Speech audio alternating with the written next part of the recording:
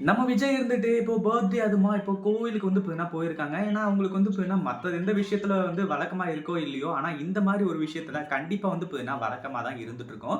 அதாவது இந்த இடத்துல என்னாச்சு அப்படின்னு பார்த்தீங்கன்னா, நம்ம விஜய், அதுக்கப்புறம் மல்லி, வெண்பா, அதுக்கப்புறம் அன்னபூர்ணி, இந்த ரஞ்சிதா, ராஜேஸ்வரி இவங்க எல்லாருமே வந்து கிளம்பி கோவிலுக்கு போறாங்க. கோவிலுக்கு போனதுக்கப்புறம் அங்க வந்து நம்ம விஜய் பேர்ல அர்ச்சனைலாம் பண்ணிட்டு, சூப்பரான சம்பவங்கள் எல்லாமே சிறப்பா நடந்துட்டு இருக்கு. ஒரு பக்கம் வந்து இப்போ அங்க இருக்கிற ஒரு சாமியார் வந்து நம்ம விஜய் கிட்ட வந்து பேச ஆரம்பிச்சுறாங்க. இது உண்மையிலேயே அதிர்ச்சியான விஷயம்.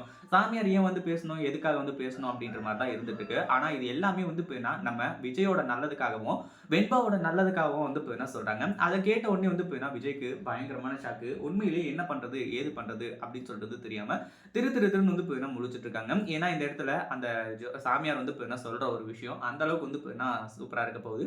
ஒரு பக்கம் மல்லிக்கு சாதகமாவும், மல்லிக்கு வந்து நல்லதாவும் வந்து அமைய போகுது. அது என்ன ஏது அப்படின்றத தெரிஞ்சுக்கிறதுக்கு முன்னாடி இப்பதான் நம்ம சேனலுக்கு ஃபர்ஸ்ட் டைம் வரீங்க அப்படின்னா, கீழ இருக்க சப்ஸ்கிரைப் பட்டன பிரஸ் பண்ணிக்கோங்க. அப்பதான் வந்து நம்ம போடுற ஒவ்வொரு வீடியோஸ் நோட்டிபிகேஷன் வந்து உங்களுக்கு வரும். அதாவது இந்த இடத்துல வந்து நம்ம விஜய் கிட்ட அந்த சாமியார் அப்படி என்ன சொல்றாங்க அப்படின்னு பார்த்தீங்கன்னா, இங்க பாருங்க விஜய், நீங்க வந்து கல்யாணம் பண்ணிட்டீங்க எல்லாமே ஓகே தான். அதாவது இங்க வந்து உங்க பொண்ணு வெண்பாவுக்காக வந்து இந்த இடத்துல ஒரு நல்ல விஷயம் நடந்திருக்கு அப்படின்னா, நீங்க எதிர்பார்க்காத விதமா உங்களுக்கு கல்யாணம் நடந்தது தான். இந்த ஒரு கல்யாணம் மட்டும் நீங்க பண்ணிக்கல. அதாவது மல்லி வந்து கல்யாணம் நடக்கல மல்லி கூட அப்படின்னா, உங்க பொண்ணு வெண்பாவோட உயிருக்கு இந்நேரத்துக்கு ஆபத்து வந்திருக்கும். ஏன் உங்க பொண்ணு உங்கள விட்டுட்டே போயிருப்பாங்க.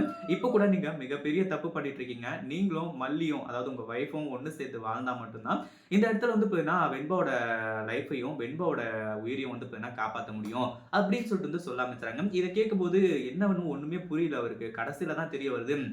நீங்க 2 பேரும் சேர்ந்து ஒரு குழந்தைய பெத்துக்கணும் அப்படின்ற மாரி அந்த சாமியார் வந்து சொல்றாங்க. அதுக்கு காரணம் வந்து நம்ம வெண்பாவோட உயிர காப்பாத்தணும் அப்படிங்கிறதுக்காக.